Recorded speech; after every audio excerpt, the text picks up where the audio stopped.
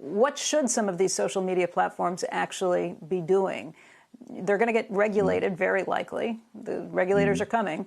But what should they be doing? What's the right way to go about this? Are they publishers? Are they actual media companies where everything that's published on that platform they're responsible for? Well, I mean, there's a lot there. I think, I don't want to speak about things in the past, but looking forward, I think it is always a difficult conversation, even at a board level, for one voice to have among others. And sometimes that one voice isn't effective enough and isn't enough. But I think what is clearly apparent is that when the broader public, advertisers, and just society at large are saying we want change, that has a real influence. And look, the thing that is a guarantee now is that the genie doesn't go back in the bottle. And you're already seeing now, as platforms like Twitter take more aggressive stances towards labeling questionable information or misinformation, you're seeing new platforms emerge that are going to become homes for these communities that feel disenfranchised on other platforms. The very nature of the internet makes it sort of immune in this way, and that there's going to be this resiliency.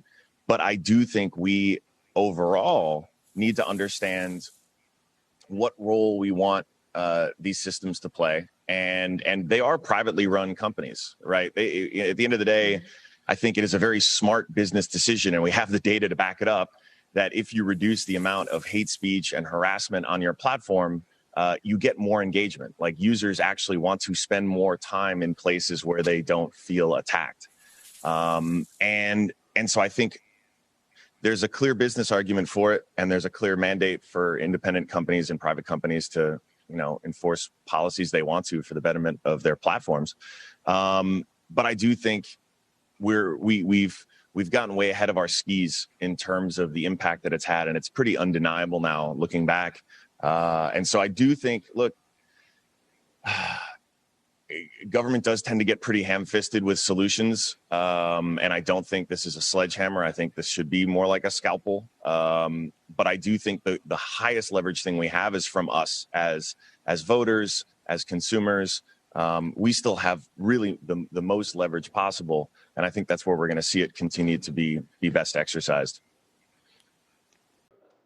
Shepard Smith here. Thanks for watching CNBC on YouTube.